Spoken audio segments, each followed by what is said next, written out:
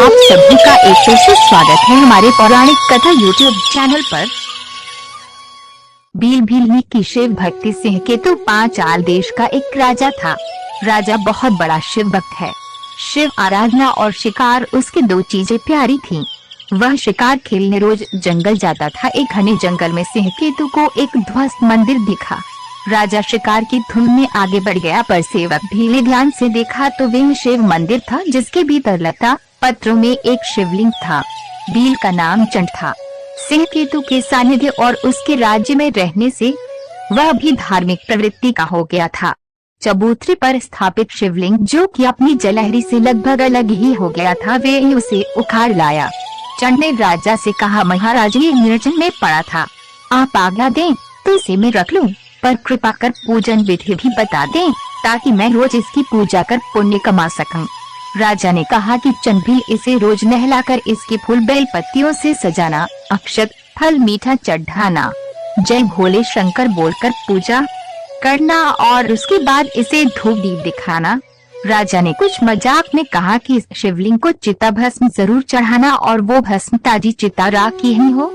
फिर भोग लगाकर बाजा बजाकर खूब नाच गाना किया करना। शिकार से राजा तो लौट गया, पर भील जो उसी जंगल में रहता था, उसने अपने घर जाकर अपनी बुद्धि के मुताबिक एक साफ सुथरे स्थान पर शिवलिंग की स्थापना की और रोज ही पूजा करने का अटूट नियम बनाया। भील के लिए ये नई बात थी। उसने कभी पूजा पाठ न देखी थी। भील के रोज पूजा करने से ऐसे संस्कार जगे कि कुछ दिन बाद वे खुद तो पूजा न करती, पर भील की सहायता करने लगी। कुछ दिन और बीते तो भील ने पूजा में पर्याप्त रुचि लेने लगी। एक दिन भील पूजा पर बैठा तो देखा कि सारी पूजन सामग्री तो मौजूद है, पर लगता है वे चिता भस्म लाना तो भूल ही गया। वह भागता हुआ जंगल के बाहर स्थित श्मशान गया। आश्चर्य, आज तो कोई चिता जल ही नहीं रही थी। पिछली रात जली चिता का भी कोई नामो निशान न था, जबकि उसे लगता था कि रात को मैं यहाँ से भस्म ले गया हूँ। भील भागता हुआ उलटते पांव घर पहुँचा। भस्म की डिबिया उलटाई पलटाई, पर चिता भस्म तनिक भी न थी।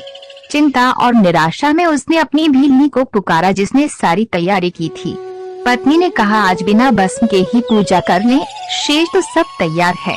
पर भील ने कहा, नहीं, राजा ने कहा था कि चिता भस्म बहुत जरूरी है, वह मिली नहीं, क्या करूं? भील चिंतित हो बैठ गया। भील ने भीलनी से कहा, प्रिय, यदि मैं आज पूजा न कर पाया तो मैं जिंदा न रहूंगा। मेरा मन बड़ा दुखी है और चिंतित है। भीलनी ने भील को इस तरह चिंतित देखे एक उपाय सुझाया। भीलनी बोली, ये घर पुराना हो चुका है, मैं इसमें आग लगाकर इसमें घुस जाती हूँ। आपकी पूजा के लिए मेरे जल जाने के बाद बहुत सारी भस्म बन जाएगी। मेरी भस्म का पूजा में इस्तेमाल कर लें। भील न माना, बहुत विवाद हुआ। भीलनी ने कहा, मैं अपने पति देव और देवों के देव महादेव के काम आने के इस अवसर को न छोड़ूंगी। भीलनी की जिद पर भील मान गया। भीलनी ने स्नान किया, घर में आग लगाई, घर की 3 बार परिक्रमा की, भगवान का ध्यान किया और भोलेनाथ का नाम लेकर जलते घर में घुस गई। ज्यादा समय न बीता कि शिव भक्ति में लीन वह भीलनी जलकर भस्म हो गई। भील ने भस्म उठाई, भली भांति भगवान भूतनाथ का पूजन किया। शिव भक्ति में घर सहित घर वाली खो देने का कोई दुख तो भील के मन में तो था नहीं। सो पूजा के बाद बड़े उत्साह से उसने भीलनी को प्रसाद लेने के लिए आवाज दी।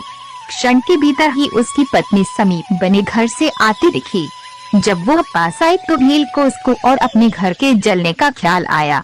उसने पूछा, ये कैसे हुआ? तुम कैसे आई? ये घर कैसे वापस बन गया? भीलनी ने सारी कथा कह सुनाई। जब धधकती आग में घुसी तो लगा जल में घुसती जा रही हूँ और मुझे नींद आ रही है। जगने पर देखा कि मैं घर में ही हूँ और आप प्रसाद के लिए आवाज लगा रहे हैं।